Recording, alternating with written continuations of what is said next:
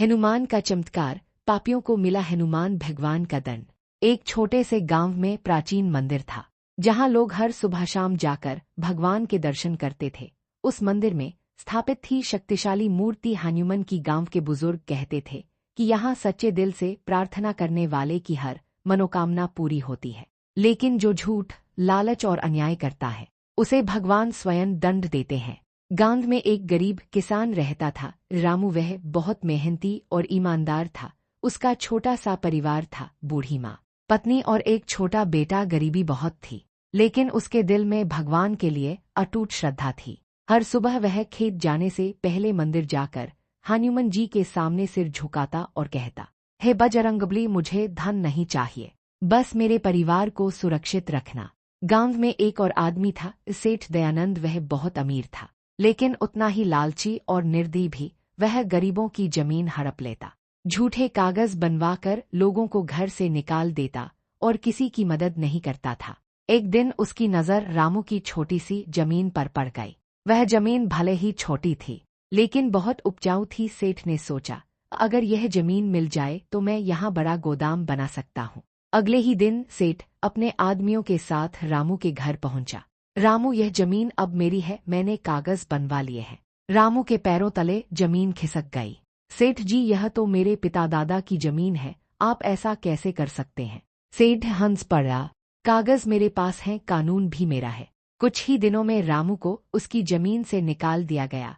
उसका परिवार टूट गया। बूढ़ी माँ रोती रही, पत्नी की आंखों में डर था और छोटा बेटा पूछता रहा, पिताजी, हमारा घर क्यों छीन लिया? रामू के पास कोई जवाब नहीं था। उस रात वह मंदिर गया और हनुमान जी के सामने बैठकर रोने लगा।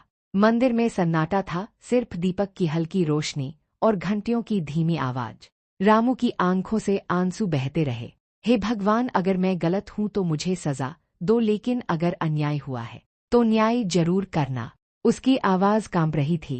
कहते हैं उस रात मंदिर में कुछ अजीब हुआ।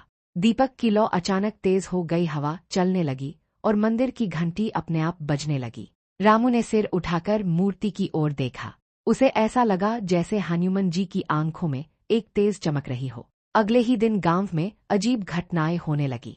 सेठ दयानंद का नया गोदाम, जो रामू की जमीन पर बन रहा था, अचानक गिर गया। बिना किसी तूफान के उसकी दीवारें ढह गईं। लोग हैरान थे। कुछ दिन बाद सेठ के व्यापार में भी नुकसान होने लगा। उसका पैसा डूबने लगा, साथ ही उसे छोड़कर चले गए। एक रात सेठ को एक सपना आया। उसने देखा एक विशाल वानर रूप उसके सामने खड़ा है, आंखों में आग, हाथ में गदा। वह डर से कांप उठा। आवाज गूंजी, जिसने गरीब का हक छीना उसका अहंकार टूटेगा। सेठ पसीने पसीने होकर जाग गया, लेकिन उसने फिर भी अपनी गलती नहीं मानी। कुछ ही दिनों में उसकी तबीयत अचानक खराब हो गई। डॉक्टर भी कारण नहीं समझ पाए। तब गांव के एक बूढ़े साधु ने कहा, जिसने गरीब का हक छीना है उसे भगवान का दंड मिल रहा है। यह सुनकर सेठ डर गया। उसी रात वह मंदिर पहुंचा, वही मंदिर जहां रामू रोज प्रार्थना करता था। वह रो पड़ा, हे भगवान, मुझे माफ कर दो, मैंने लालच में आकर बहुत बड़ा पाप किया है। अगले ही दिन उसने पूरे गांव के सामने रामू को बुलाया। रामू, यह जमीन तुम्हारी है, मैंने तुम्हारे साथ अन्याय किया था। रामू की आंखों में आंसू आ गए। गांव के लोग भी भावुक हो गए। सेठ ने हाथ जोड़कर कहा, मुझे भगवान ने सिखा दिया कि गरीब का हक छीनना सबसे बड़ा पाप है। धीरे धीरे सेठ की बीमारी भी ठीक हो गई।